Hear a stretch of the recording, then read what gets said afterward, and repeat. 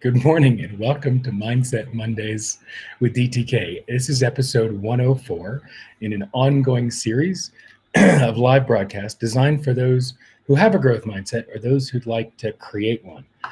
It's an opportunity to play with new ideas, new concepts, and try on new mindsets.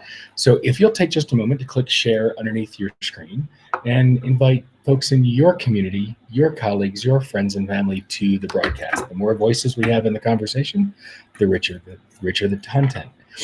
So I'm giggling because I test the camera before I start each morning, and then I flip it back to the broadcast will start in just a moment thing. And of course, I tested the camera and then left it on. So of course the broadcast starts and I'm doing all the pre-broadcast stuff that I do, and you can see me because evidently not quite in flow yet this morning. So let's go ahead and get started with the broadcast. Many years ago, I had a client who had a hobby of woodworking and loved making furniture. Converted his entire garage into a man cave of sorts, where 3/4 of it was all the new tools and toys for wood carving and furniture making, and the rest of it was wicked cool couch and the television, and that was the place that he would go secrete himself away to find time. But he also realized that the process of turning wood and making furniture was incredibly soothing. I realized he almost never turned on the television. And one of the lessons he took away from it that came up in the coaching, which was fantastic, was the challenges in leveling a piece of furniture, particularly a seat of any variety. And most of the chairs that folk make are four-legged chairs, and trying to get them actually low enough that the person who's sitting in it won't notice if it's a little bit off, right? But this is about getting it compulsively and perfectly level. And what he learned was that it is the easiest stool to both make level and to make stable was a three-legged stool. And so that's what made me think of this quote that we've got for this week. No one of the three, body, mind, or soul, can live fully if either is cut short of full expression. Again, it's Wallace D Wattles, who I only discovered him in the last year. But that idea that we have to have balance and equality, or a good, even leveling, so that all three can thrive. In order to truly thrive, each of those three elements, body, mind, and soul, they got to be attended to, cared for, and fed, right? No one can take primacy over the other. And yet, how often do we nurture one over the other, or neglect one in service of the other, and not just in that moment of achieving balance, but to an extreme? Worse yet, become unconscious to all three. Now, I realize that in the last several months, I've been doing so much work on my mind and my soul, doing the work with clients, doing the work on the book, doing the work on my practice, that after the holidays, so I traveled for a couple of weeks during the holidays and then got very seriously back into the grind as soon as I got back. And what has suffered is my body, and not to an extreme, but to a definite imbalance. 2 weeks of traveling and several weeks of a more sedentary lifestyle. I'm noticing, we're out here in Colorado skiing, I'm noticing that the altitude and the more endurance or more extended exercise is the extra 10, 15 pounds I'm carrying is making a difference.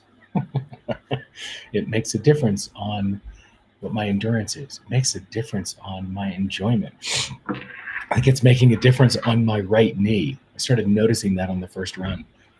And so it's, of course, isn't it always timely that I've got a stark reveal as to what happens when you're out of balance on one of the legs of this stool.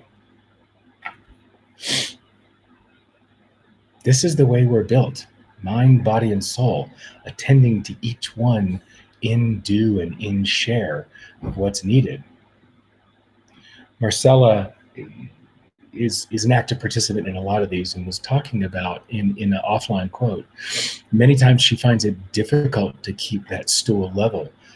Busy life, the comings and goings of everyday work obligations, emotions, and overwhelm, that balance tends to disappear. And of course, what is it that disappears first? Taking care of the body. Sleep, nutrition, and exercise. Those are the three levers that are most effective for brain regulation, for keeping us humming, keeping us going at our best, right? Because if our brains are frazzled, if we're not getting enough sleep, if we're eating like crap, if we're not moving our bodies enough, our brain goes to pot. No pun intended. And it's interesting, the first thing that suffers is attending to one of those legs of the stool. And the one that is most apparent, most obvious, right? The meditation and the journaling and the efforts that we do to nurture our soul and the self-learn, I mean, the self-improvement and the learning, right? And be it the religious studies, all the things that we can do to nurture our souls, to be in connection and community. Yes, those may suffer too. What falls off our list first? Taking care of our body.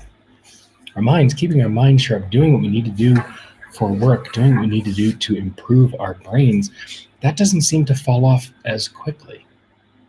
And again, this is a case of one, because I'm looking at my experience, I'm looking at the experience of the clients that I've worked with over the last 12 years.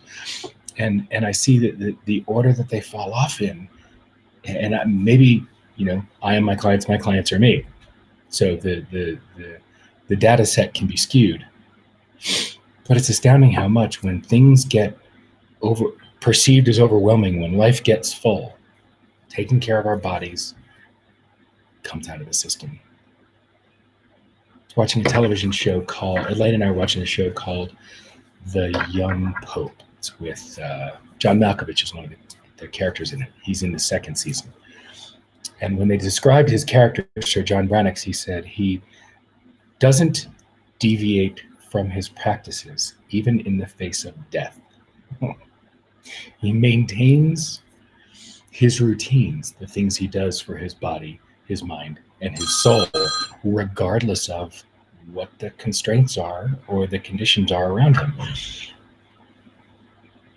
On one hand, it's sort of obsessive. On the other hand, it's quite impressive that there isn't a falling off of the things that move us, the things that feed us, the things that nurture us, no matter what. I'm not that consistent. And I hear the coach part of my brain saying, I'm not that consistent yet. I don't know if that, you got to find the level of consistency that serves you. So what do you do to take care of your mind, your body, and your soul? What do you do when life gets full? Right? We joke about life getting rich and full. What do you do to keep your routines in play? To keep your stool level, to keep all these three pistons moving?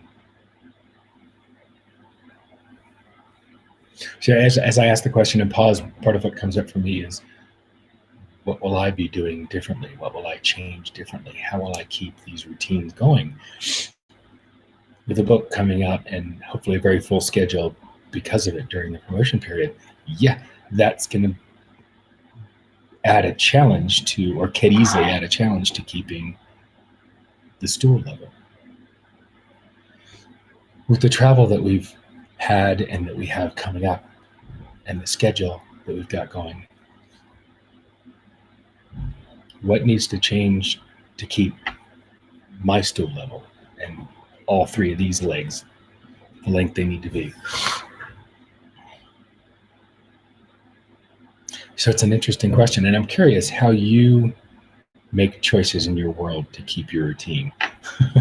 Liza's invited me to go ride with her on So Lisa's inviting me to go riding with her next Saturday. I'm traveling Saturday, so I won't be able to be there in Cartersville, although I love that ride. And that's the thing, people who make the space routinely, even with cycling, a lot of us are weekend warriors. We only ride on the weekends, and there's not a lot of riding during the week because of schedules. At the very least, that's a routine. There are other things we do for our body in between. I've even fallen out of the routine of being there every weekend. Oh yeah, I'll blame the weather.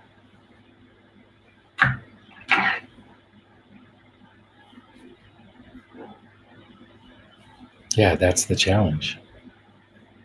Yeah. This says, I found I must make time to be still and to exercise. Making it, that's the word, making it an imperative. When I cultivate that without exception, eating and sleeping right follow. Yeah, that's a beautiful way to look at it. Making it an imperative. I think that's the piece that I fell out of a habit with. And I think that's where a lot of people fall out of the routine is it ceases to be an imperative. We make compromises as we go. And that's the piece that I mentioned at the beginning. What happens when we become unconscious of any, or worse yet, all three? What happens when we go unconscious is that we fall out of the routines and the structures and the systems that keep us humming.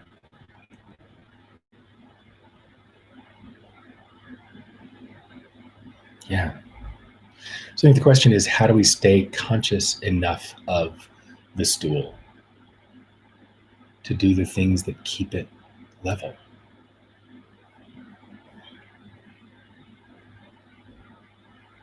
How do we stay conscious, stay aware in the moment so that we're being intentional about our actions? All right, so much for me to play with this week, especially because I've put myself in a scenario where I've forced myself to exercise every day for the entire week. I'm staring at a mountain in the snow with perfect, let's say, almost ideal conditions to be out there. And what will I do to keep things consistent when I get back? Because I think I'll actually be in town for several weeks. So this one's leaving me a lot to ponder and a lot to play with. And that idea of I'm curious about what you're doing to keep your stool level. So I'd love you to share. If you'll come to facebook.com/groups/Mindset Monday and play along. Share what you do. Share how you keep your stool level and what systems you're using to stay on track for all three. And between now and next Monday, what mindset will you choose?